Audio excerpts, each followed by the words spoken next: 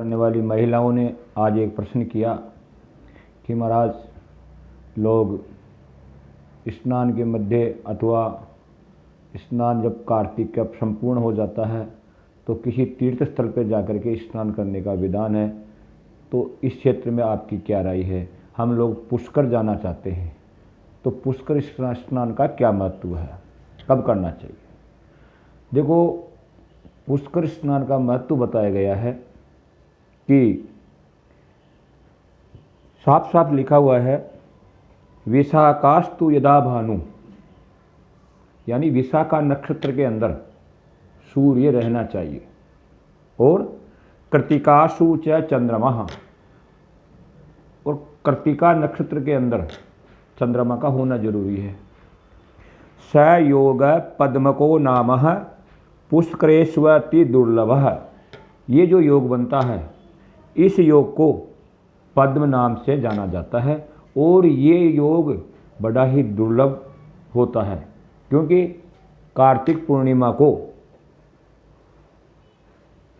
कृतिका नक्षत्र तो कहीं न कहीं से उसको टच कर लेता है, या कभी कभी नहीं भी होता है, लेकिन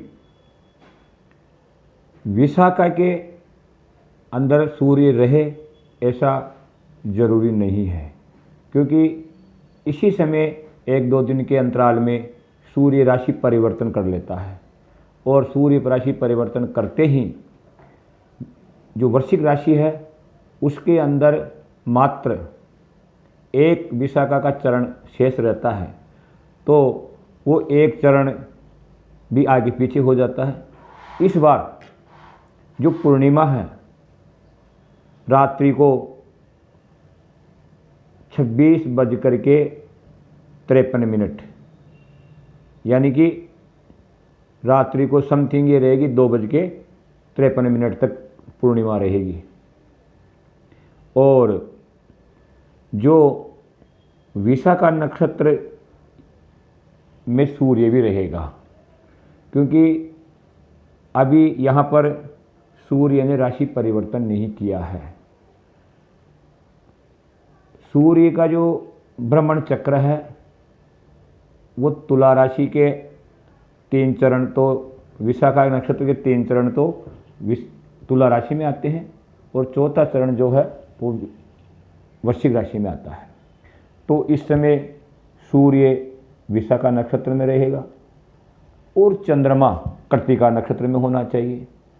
तो जो चंद्रमा है वो कृतिका नक्षत्र में आ रहा है। कब चंद्रमा आ रहा है आपका कृतिका नक्षत्र के अंदर 21:54, यानी कि रात्रि के 9:54 पर।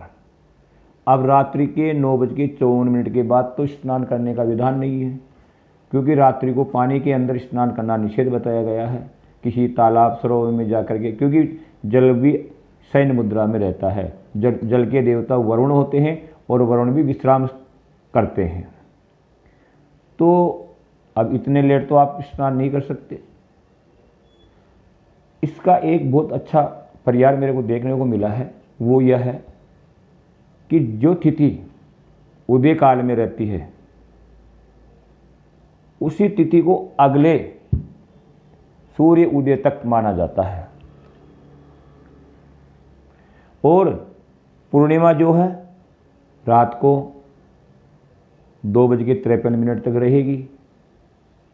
कुछ ही यानी समथिंग पूरी रात कवर कर रही है, और कुछ रात्रि ही शेष रहती है जब पूर्णिमा खत्म हो रही है। अभी ये पूर्णिमा उदयकालीन रहने के कारण, रात्रि में रहने के कारण अगले सूर्य उदय तक मानी जाएगी। प्रतिपदा लग चुकी होगी, लेकिन उदयकालीन तिथि मानने के कारण ये तिथि दूसरे दिन सूर्य उदय तक मानी जाएगी। यानी सूर्य उदय हो रहा है उस रोज 6:50 पर, तो यहाँ तक ये तिथि मानी जाएगी। तो पूर्णिमा भी मानी जाएगी, कृतिका नक्षत्र भी आ जाएगा, और विशाखा में सूर्य भी रहेगा, कृतिका के अंदर चंद्रमा रहेगा। इसलिए 16 तारीख की सुबह ब्रह्म मुहूर्त में पुष्कर में स्नान करने का बहुत अच्छा योग बन रहा है। 16 तारीख की पूर्णिमा, हालांकि आप लोग सब 15 को ही मनाएंगे, 15 को ही पूर्णिमा है, लेकिन उदयकालीन तिथि अगले सूर्य उदय तक मानी जाती है। इस वजह से आप जो ये योग, आप इस योग में आप स्नान करने की चेष्टा कर रहे हैं, वह बहुत अच्छा योग उपलब्ध हो रहा है आपको। और आप 16 तारीख की सुबह ब्रह्म मुहूर्त में 4 बजे के बाद या आप स्नान कर सकते हैं। बहुत अच्छा योग आ रहा है पुष्कर में स्नान करने का, ऐसा बताया गया है। जो व्यक्ति इन ऐसे सुयोग के अंदर स्नान करता है तो उसके संपूर्ण पापों का क्षीण उसी क्षण हो जाता है।